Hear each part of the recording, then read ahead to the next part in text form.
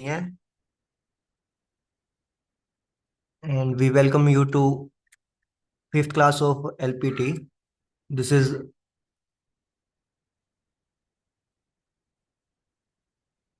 Navdeep here, and today we are going to start slaughtering methods. So सबसे पहले हम देख लेते हैं कि अफेक्शंस इंड्यूस्ड बाय ट्रांसपोर्ट। तो ट्रांसपोर्ट की वजह से क्या क्या अफेक्शंस एनिमल्स के अंदर में देखने को मिल सकती हैं। तो सबसे पहला और सबसे इंपॉर्टेंट है ट्रांजिट फीवर। ट्रांजिट का मतलब होता है ट्रांसपोर्टेशन से रिलेटेड होता है। ट्रांजिट मतलब सफर करना, ट्रांसपोर्ट करना। और फीवर जिसे हम दूसरा नाम बोलते हैं शिपिंग फीवर। तो इसका ये दूसरा नाम है किसके लिए? गलघोटू या हेमरेजिक सेप्टिसेमिया के लिए दूसरा नाम है।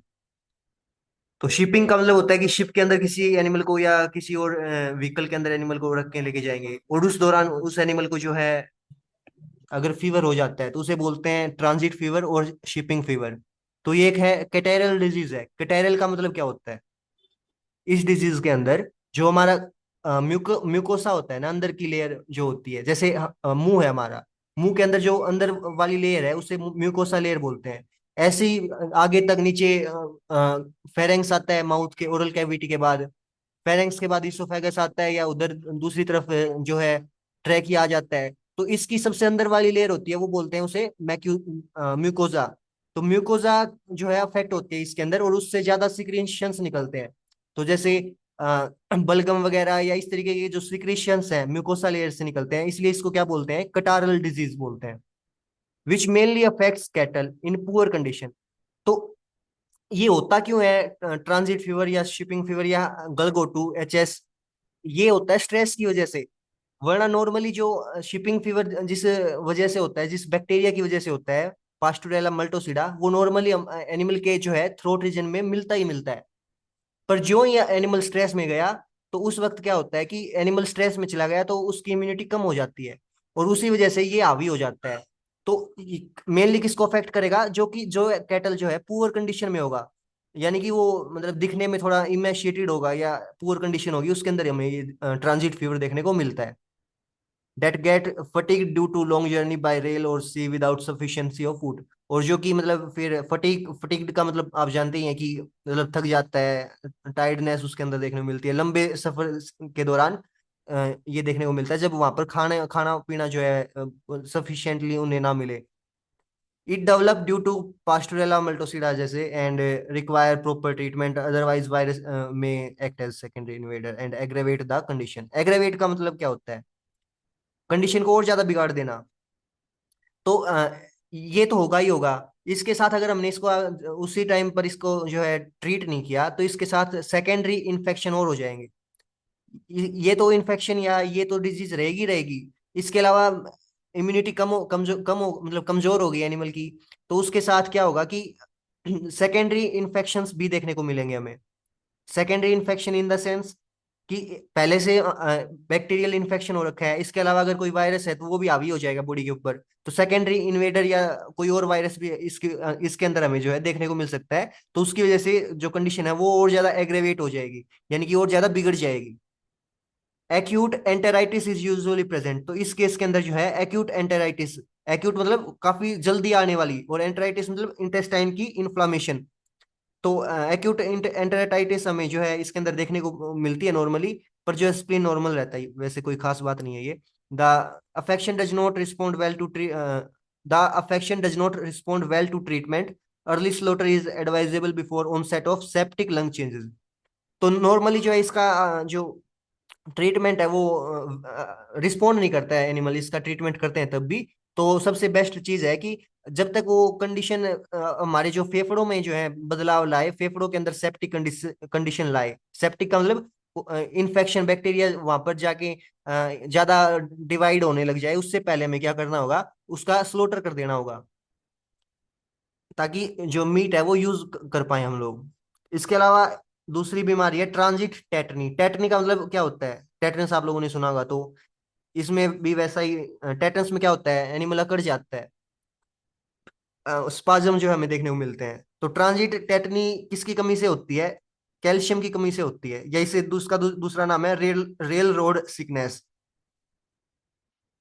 तो ऐसी कंडीशंस में जैसे खाना पीना पूरा नहीं मिला, और तो उसमें एनिमल के अंदर क्या हो जाएगा कि कैल्शियम की कमी हो जाएगी, और ऐसे ही कंडीशन जैसे ट्रांजिट फीवर में था, स्ट्रेस के अंदर एनिमल जो है उसके अंदर ट्रांजिट टेटनी वाली कंडीशन भी देखने को मिल सकती है हमें। But almost invariable in cows, cows में ये ज्यादातर देखने को मिलती है, पार्टिकुलर किन काउज में जो अभी अभी मतलब हाल फिलहाल में कुछ ही दिनों में जो है ब्याने वाली हो, एडवांस्ड प्रेगनेंसी में हो, और खास करके गर्म महीनों में ज्यादातर देखने को मिलता है। ये मिल्क फीवर जैसी ही है, क्योंकि इसमें भी कैल्शियम की कमी होती है, और एनिमल कैल्शियम थेरेपी से रिस्पोंड कर देता है। हम उसको जैसे मिल्क फीवर में कैल्शियम बोरोग्लूकोनेट देते हैं, तो ऐसे ही अगर इसमें भी हम कैल्शियम थेरेपी यूज करेंगे तो एनिमल जो है रिस्पोंड करेगा। There is no specific postmortem lesion, और पोस्टमार्टम करेंगे तो मतलब अलग अलग जैसी कुछ डिजीज होती हैं। तो जैसे एफएमडी के अगर बछड़े बछड़ियों में होता है, तो उसके अंदर हमें क्या देखने को मिलता है, टाइग्रोइड हर्ड अपीयरेंस देखने को मिलती है। हो कोलेरा में जैसे हमें सीकम के अंदर जो है लीजन्स देखने को मिलते हैं। तो ऐसा कुछ अगर हम पोस्टमार्टम करेंगे तो कुछ देखने को नहीं मिलेगा इस डिजीज के अंदर, ट्रांजिट टेटनी के अंदर। इसके अलावा और ट्रांसपोर्टेशन के दौरान क्या क्या हो सकता है, स्ट्रेस होगा, फटीग मतलब थक जाएगा एनिमल, ये तो होना ही होना है। इसके अलावा और ये कल भी हमने देखा था, जैसे मीट में जो डिफेक्ट आते हैं वो स्ट्रेस की वजह से ही आते हैं, पीएससी और डीएफडी, कल हमने देखा था। तो ये मीट को अफेक्ट करती हैं ये दोनों चीजें। लॉस ऑफ वेट और श्रिंकेज ओकर, और ट्रांसपोर्टेशन के टाइम पर जो है श्रिंकेज, श्रिंकेज भी हमने कल पढ़ा था। तो श्रिंकेज का मतलब क्या है कि ट्रांसपोर्टेशन के दौरान जो एनिमल के अंदर वेट लॉस होता है उसे हम क्या बोलते हैं, श्रिंकेज। किस वजह से होता है, एक तो डिहाइड्रेशन, पानी मॉइस्चर की कमी हो जाती है एनिमल के अंदर। दूसरा, उसके अंदर अगर खाना पूरा नहीं मिलेगा तो उसके अंदर जो फैट का यूज करने लगेगा एनिमल, और वो फैट फैट का यूज करेगा तो उसके अंदर फैट की कमी होगी। तो इन दोनों वजहों से क्या होता है, श्रिंकेज होता है। In general it range from 3 to 10% loss, हमने वेट लॉस देखने को मिलता है ड्यूरिंग ट्रांसपोर्टेशन। इसके अलावा जब हम एनिमल को किसी साधन के अंदर ट्रांसपोर्ट कर रहे हैं तो उसके अंदर चोट भी लग सकती है। ब्रूइसिस, ब्रूइसिस क्या होता है, किसी को पता है? ब्रूइसिस होता है कि जो गुम चोट लग जाती है ना, नील, जिसे हम नील बोलते हैं, कि चोट तो लग गई पर खाल फटी नहीं, और नीचे वाली जो ब्लड वेसल्स हैं स्किन के नीचे, वो फट जाती हैं, जिसकी वजह से वहां पर खून इकट्ठा हो जाता है, तो उसे बोलते हैं ब्रूइसिस। तो ब्रूइसेस देखने को मिल सकते हैं हमें एनिमल को के अंदर, मतलब एनिमल के ऊपर बॉडी पर, या टोर्न स्किन, टोर्न मतलब फटी हुई स्किन देखने को मिल सकती है, या जो हड्डियां हैं वो टूट सकती हैं। Are notice during transportation in, okay, कोई खास बात नहीं, यही बात है। और ये ज्यादातर किसके अंदर देखने को मिलते हैं ये चीजें हमें, शिप और पिग के अंदर ये ज्यादातर हमें देखने को मिलता है। पिग के अंदर खास करके हमें मस्कुलर ब्लीडिंग देखने को मिलती है, मतलब मसल के अंदर ब्लीडिंग हो जाती है, क्योंकि वहां धक्के मुक्के में मतलब ज्यादा अगर ओवर क्राउडिंग होगी, और जो है हमारा व्हीकल सावधानी से नहीं चलेगा, तो ब्रेकर वगैरह पर तो मतलब चोट लगेगी, और उसकी वजह से मस्कुलर ब्लीडिंग हमें जो है देखने को मिल सकती है। इससे भी ओब्वियसली जो है अपना मीट की क्वालिटी डिग्रेड होगी।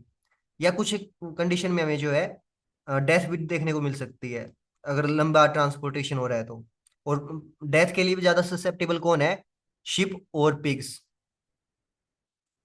और खास करके उन कंडीशन में ये देखने को मिलेगा जब हमें हमारे जो शीप और पिग हैं वो, उनकी जो एज है, एक तो मतलब एक बड़े साइज का एक छोटे साइज का, तो छोटे साइज वाले मर जाएंगे मतलब भीड़ भाड़ के एरिया में। तो अलग अलग साइज के और अलग अलग एज ग्रुप का जो है, अगर उन सबको एनिमल्स को एक साथ रखेंगे तो हमें वहां पर डेथ देखने को मिलेगी।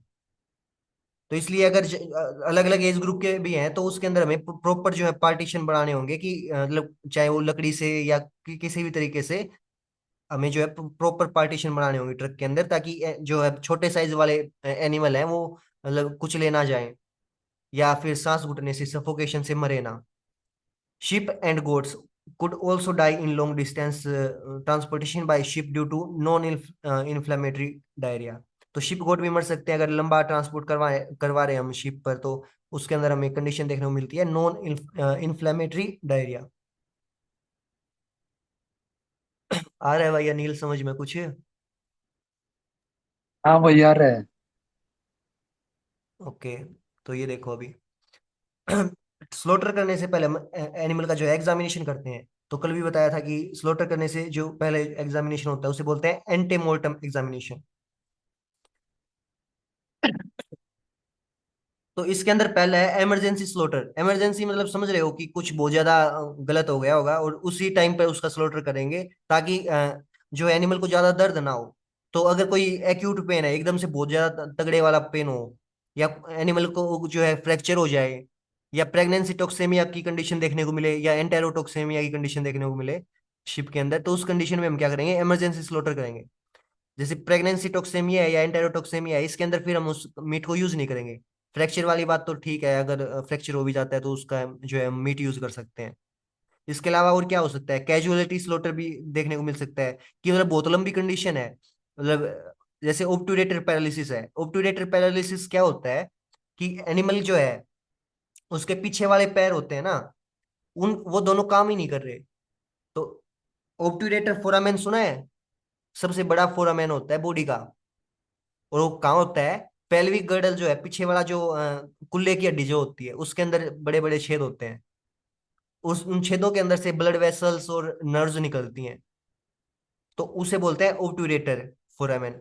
तो उस किसी वजह से, जैसे अगर एनिमल के अंदर डिस्टोकिया है, डिस्टोकिया मतलब डिफिकल्टी इन पार्चुरेशन, तो उसमें ये जो नस है ना, मतलब नर्व जो है वो दब जाती हैं बच्चे को ठीक पोजीशन में लाते वक्त या खींचा तानी में। तो उस वजह से भी अपन के देखने मिल सका है ओब्टूरेटर पैरालिसिस। तो उसमें फिर उसके दोनों पैर वो मतलब बैठ जाएगा एनिमल, और दोनों पैर उसके काम ना करेंगे, पैरालिसिस हो जाएगा, पीछे वाले पैर उठाए उठाए उठाए नहीं जाएगा उस पर। तो ये क्रोनिक कंडीशन है, इसमें भी उसी टाइम पे हम जो है स्लोटर करेंगे। या पोस्टपार्टम पैराप्लेजिया। पैराप्लेजिया मतलब आधी बॉडी के अंदर जो है पैरालिसिस हो गया, और आधी बॉडी ठीक ठाक है, एक बल्कि बॉडी में पैरालिसिस हो जाए, उसने बोला है ना पैराप्लेजिया। यो सबसे इंपॉर्टेंट है अगले वाला, अनफिट फॉर स्लोटर। तो ऐसे एनिमल जिनका हमने स्लोटर करना है को नहीं, मतलब काटने को नहीं अपन हुए। एक तो काफी ज्यादा इमेशिएटेड हो, उसके अंदर कुछ है ही नहीं, तो फिर क्या कराएंगे काट के ने। दूसरा रेबीज हो, तो रेबीज होगा अगर उसने अपन स्लोटर कराएंगे। स्लोटर जो करेगा उसका भी अगर कोई कट वगैरह लग गया, तो उसने उस एनिमल मतलब उस आदमी में जो है कसाई है, उसके अंदर भी चला जाएगा वो। और जो उसके खावेगा उसमें भी इन्फेक्शन होने का, रेबीज होने का रिस्क होगा। तो काफी ज्यादा जूनोटिक जूनोटिक डिजीज पढ़ा होगा आप लोगों ने। जूनोटिक मतलब जो एनिमल तय ह्यूमन बीइंग में, या ह्यूमन बीइंग तय एनिमल में चली जाए, उस बीमारी इनका है जूनोटिक। तो जूनोटिक डिजीज सारी है उनमें स्लोटर नहीं कराएंगे अपन, अनफिट है उनने स्लोटर कराए को नहीं, उनने वैसे डिस्पोज कराएंगे अपन। जो है यूथनेसिया देखें, यूथनेसिया पता है अनिल भाई? नहीं भाई। यूथनेसिया का मतलब होता है कि पेनलेस डेथ डेथ देना। ये मान ले तेरे गांव में कोई एक ऐसा एनिमल है, उसका उसका इलाज ठीक होना, मतलब इलाज नहीं कर सकते, इसी कंडीशन है उसकी। तो क्या करेगा तू? क्यों कर मारेगा उसने? उसमें हाँ, तो अपन उसने मतलब कोई पोइजन वगैरह दे के जिस तरह हाँ तो वो है। एक ड्रग है जिसका नाम है मैग्नीशियम सल्फेट। तो उसने ओके। आईवी देंगे, और उसने उसकी पेनलेस डेथ होगी, मतलब कि उसने उसका हार्ट काम करना छोड़ देगा, और उसने दर्द ना होगा। तो उस कंडीशन में, उस कंडीशन आप क्या करा, यूथनेसिया, पेनलेस डेथ दे ओके। ओके। एनिमल है। तो जैसे रेबीज है तो इसमें आप यूथनेसिया दे देंगे, या फिर एंथ्रेक्स है, एंथ्रेक्स में क्या होता है, या भी एक बहुत ज्यादा जूनोटिक डिजीज, मतलब बहुत गंभीर बीमारी है एंथ्रेक्स, अगर पड़ा होगा तो या भी एनिमल पे ह्यूमन बीइंग में ट्रांसफर हो सकते हैं इसलिए इसका मतलब है यह एक जूनोटिक डिजीज है।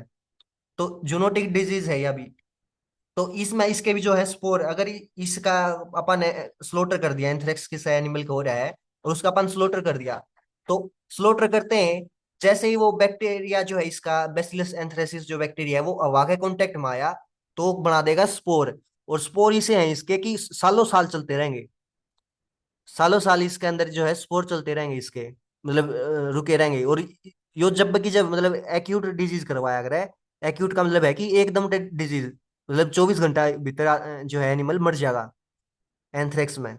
तो इसी काफी गंभीर बीमारी है, या तो इसमें भी अपन स्लोटर नहीं करेंगे। और एंथ्रेक्स का मेन एक जो है साइन के देखने में मिला अपन है, उसके अंदर अपन देखते हैं कि उसके जो नेचुरल ओरिफिस है, ओरिफिस मतलब छेद, बॉडी के नेचुरल ओरिफिस है, नाक हो गया, मुंह हो गया, एनस हो गया, वजाइना हो गई, तो वहां पे डार्क टेरी कलर्ड जो है ब्लड देखने को मिलेगा। तो अगर ऐसा कंडीशन हमें कहीं भी देखने को मिलती है तो हमने उस एनिमल को छूना नहीं है, सीधा हायर अथॉरिटी को रिपोर्ट करनी है ऐसी कंडीशन में हमें। तो दूसरा क्या है, BQ, ये ब्लैक क्वार्टर, जिसने लंगड़ा बुखार भी कह दिया अगर, या ब्लैक लेग भी कह दे, हाँ BQ। HS वही बात थी जो हमने ऊपर देखी थी, अभी ट्रांजिट सिकनेस जो थी, गलगोटू, या FMD, मुंह पका खुरपका रोग, या टेटनस। तो इन कंडीशन में जो है हम एनिमल का जो है स्लोटर नहीं करेंगे, अनफिट है इस स्लोटर के लिए। तो खास इंपॉर्टेंट यही था कि ऐसी कंडीशन में हम जो है स्लोटर नहीं करेंगे। बाकी डिले स्लोटर किसमें, मतलब स्लोटर तो करेंगे पर थोड़ा लेट करांगे। अगर एनिमल के अंदर जो है थकान ज्यादा है, फटीग्ड है वो, या चमक रहा है, एक्साइटेड ज्यादा है, या ट्रांजिट सिकनेस है, तो उस कंडीशन में आप क्या करांगे, स्लोटर लेट करांगे। तो इसने डिलेड स्लोटर इसलिए कहा कि ताकि उसकी जो है मीट की क्वालिटी बेहतर हो सके। या सस्पेक्ट वाले में क्या होगा कि अपन उस इन एनिमल्स ने जिनमें न्यूमोनिया है, TB है, मेस्टाइटिस है, अपन लगा कि इनमें ये कंडीशन हो सका है, तो उन्हें अलग रखांगे, उनका स्लोटर करांगे। फिर पोस्टमार्टम जो करांगे, जब उसमें देखांगे इसमें यह बीमारी है कि नहीं है, और फिर उस टाइम जो है मतलब अगर होगी तो अपन इसका यूज नहीं करांगे मीट का, वरना यूज कर लेंगे। तो यो ही था, एक बार थोड़ा सा बताना था। खासकर बात अपन याद रखनी है, एक तो अनफिट फॉर स्लोटर वाली बात ज्यादातर याद रखनी है। वापस आते हैं अब अपन। ये यहाँ पर गलत दे रखा है, एंटीऑक्सीडेंट वाला ये वाला पोर्शन फिलहाल अपने लिए जरूरी नहीं है। अब देखते हैं स्लोटरिंग टेक्निक। तो कई बार यूज हो लिया भाई स्लोटर वर्ड, तो बता भाई स्लोटर का मतलब क्या है,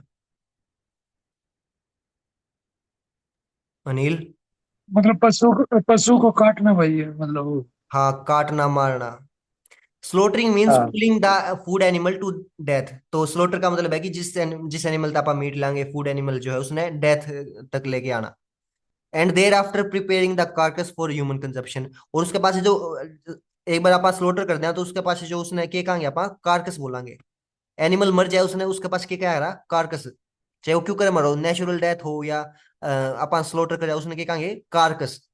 तो उसके बाद उस कार्कस ने आप प्रिपेयर कराएंगे कि ह्यूमन उसने कंज्यूम कर सके। It is desirable to render an animal unconscious before it is slaughter. तो अगर एनिमल वेलफेयर की बात करें कि एनिमल ने ज्यादा पेन ना हो, तो यार बात डिजायरेबल है। तो इट इज डिजायरेबल, तो यार चीज की है डिजायरेबल है to render an animal unconscious. Unconscious मतलब बेहोश कर देंगे पहले, बिफोर इट इज स्लोटर। तो स्लोटर करने से पहले हम क्या करेंगे, उसको बेहोश कर देंगे, in order to eliminate pain, ताकि उसको जो है पेन ना हो, और डिस्कम्फर्ट, यानी कि कोई भी मतलब डिस्कम्फर्ट ना हो, ना उसको कोई स्ट्रेस हो इस प्रोसीजर के दौरान। तो असल में अपन क्या करना चाहिए, जो आपने साइंटिफिक मेथड देखेंगे ना उसमें अपन उसने पहले हम अनकॉन्शियस कराएंगे, अलग अलग मेथड है। पर अपन जैसे नॉर्मली देखते हैं तो सीधा काट देते हैं, तो उसमें ज्यादा उसको स्ट्रेस ज्यादा होता है एनिमल को। The essential in slaughter of food animal are that it should not cause unnecessary suffering.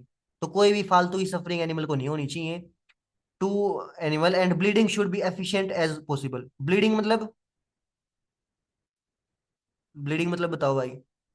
Bleeding मतलब खून वगैरह कम निकला है, मतलब कोई सी प्रोसेस हो जिस तक ब्लीडिंग कम हो है। मतलब ब्लीडिंग, शौक वगैरह देखी भी आवा कर का। हाँ शोक वगैरह करेंगे पर ब्लीडिंग ज्यादा करनी है अपन ने। अच्छा, bleeding should be efficient as possible. मतलब उसका, तो उसमें वेन वगैरह रैप्चर करनी, मतलब ये। हाँ वेन रप्चर कराएंगे, पर ब्लीडिंग ज्यादा ज्यादा क्यों करनी है? ताकि मतलब मीट की क्वालिटी बढ़िया हुआ है उससे। हाँ सही पकड़ा है। तो ब्लीडिंग एफिशिएंटली होनी चाहिए, और सफरिंग, फालतू की सफरिंग ना होनी चाहिए, ताकि मीट की क्वालिटी जो है अच्छी हो। अगर एनिमल जो है सफरिंग होगा, मतलब एनिमल डरेगा, तो उसमें भी स्ट्रेस होगा कि डालते हैं, और स्ट्रेस होगा तो फिर कंडीशन अपनी जो क्वालिटी है वो खराब हो जाएगी। Beside it should be safe for handles also. और अगर अगर एनिमल को पहले अनकॉन्शियस कर देंगे, बेहोश कर देंगे, तो उसके साथ क्या होगा कि जो हैंडलर्स जो हैं वो भी मतलब सेफ होंगे, मारेगा नहीं एनिमल। तो हैंडलर भी जो है हैंडल के लिए, हैंडलिंग के लिए भी जो है आराम से होगा, हमसे जो है हैंडल भी आराम से कर पाएंगे उस एनिमल को। Therefore there are two types of slaughtering method. दो टाइप के स्लोटरिंग मेथड है। पहला कौन सा है, साइंटिफिक और ह्यूमेन स्लोटर। ह्यूमेन का मतलब मानवता भरा एक तरीके से, ताकि उसको एनिमल को फालतू का पेन ना हो। और दूसरा है इसको मतलब साइंटिफिक, मतलब साइंटिफिक वे में करांगे आप उसका जो है अभी स्लोटर है वो। दूसरा है रिचुअल स्लोटर, जो हमारे रिचुअल होते हैं रीति रिवाजों से, जैसे अपना जो पंजाबी लोग हैं, सिख लोग हैं, या पंजाबी जो लोग हैं, वो कैसे स्लोटर करते हैं, झटका मेथड होता है। सीधा जो तलवार वगैरह है या चाकू है, सीधा गर्दन पर मारांगे एक बार में, गर्दन अलग। लाल में क्या होता है कि उसकी जो गर्दन में जो जुगलर वेन है उसको काट देते हैं। तो ये क्या है, रिचुअल मेथड। इसके अलावा और भी है, जैसे जूइश मेथड भी होता है, तो वो हम आगे पढ़ने वाले हैं। तो अब पहले पढ़ेंगे साइंटिफिक मेथड या humane slaughter.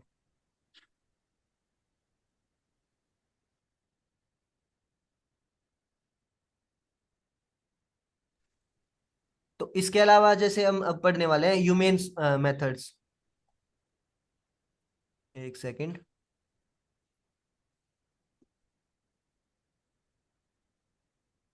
It in humane slaughter method stunning causing इनसेंसिबिलिटी।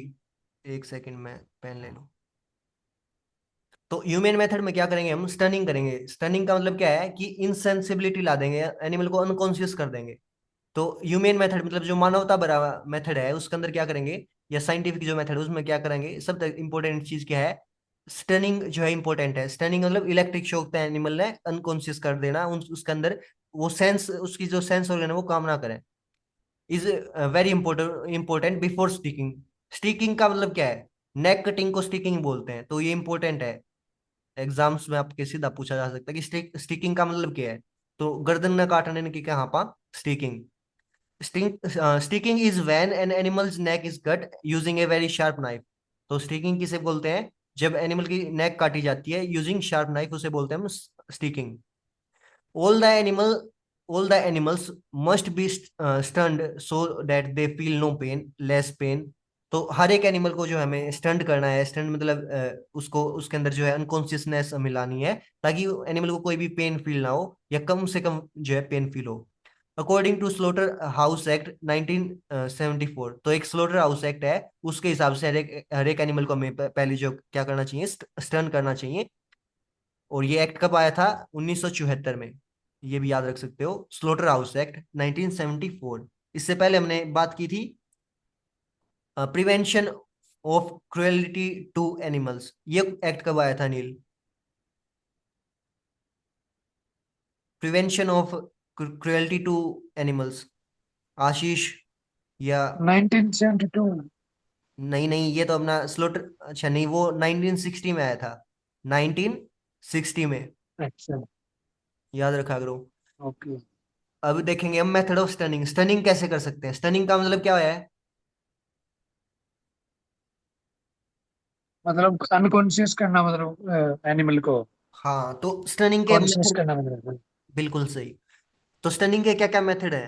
पहला है कैप्टिव बोल्ट पिस्टल। तो इसमें एक पिस्टल होगा हमारे पास, पर वो पिस्टल के अंदर जो गोली होगी ना, वो उस पिस्टल से जुड़ी रहेगी। तो जैसे ही हम गोली चलाएंगे, एनिमल को झटका लगेगा सिर में, और उस वजह से वो क्या हो जाएगा, बेहोश हो जाएगा। पर वो मतलब गोली अंदर नहीं जाएगी उसके, क्योंकि वो क्या है, कैप्टिव है। कैप्टिव का मतलब क्या होता है, एक तरीके से जुड़ा होना। ए बोल्ट, बोल्ट मतलब जो भी अपनी गोली होती है, attach to pistol is propelled forward, आगे की तरफ निकलेगी। After forward movement it recoils back into barrel, और अंदर बाहर निकलने के बाद फिर वो वापस से अंदर आ जाएगी, रिकॉइल हो जाएगी, बैरल के अंदर वापस से आ जाएगी। The bolt penetrates the skull bone. तो ये जो बोल्ट है वो स्कल बोन के अंदर पेनिट्रेट कर देगा, मतलब कि एक तरीके से अंदर चला जाएगा, and produce concussion by damaging the brain और इंक्रीजिंग इंट्राक्रेनियल प्रेशर। तो अंदर जो बोन है उसने पेनिट्रेट करके, उसने चीर के एक तरीके से अंदर चला जाएगा, और क्या करवा देगा, अंदर जो उसका ब्रेन है उसके अंदर एक तरीके से कंकशन करवा देगा, मतलब उसके ब्रेन ने डैमेज कर देगा। और इस वजह से क्या होगा कि उसका जो इंट्राक्रेनियल जो है प्रेशर है, अंदर का ब्रेन के अंदर जो प्रेशर हो है वो बढ़ा देगा। जिसकी वजह से क्या होगा कि दिमाग में क्या हो जाएगा, दिमाग की जो नस है वो उसके अंदर वो फट जाएंगी, ब्रूसिंग होगा ब्रेन का। और इस तरह क्या होगा कि एनिमल जो है बेहोश हो जाएगा, पेन कम होगा उस एनिमल ने। It is effective method in cattle, और इसने मोस्टली हम किस किस एनिमल के अंदर यूज करते हैं, cattle, sheep, buffalo and goat etcetera. तो कैटल, बफेलो, शिप, गोट इसके अंदर यूज करते हैं, पर किसके अंदर यूज नहीं करते, पिग्स के अंदर यूज नहीं करते क्योंकि उनकी जो टेम्पोरल बोन है वो काफी ज्यादा थिक होती है, सॉरी, फ्रंटल जो बोन है उसकी वो काफी ज्यादा थिक होती है। आगे हम देखेंगे भी कि मतलब कि कहाँ पर जो है गोली कहाँ पर मारनी है। तो अलग अलग एनिमल्स में अलग अलग लोकेशन है, हम वो डायग्राम की हेल्प से देखेंगे।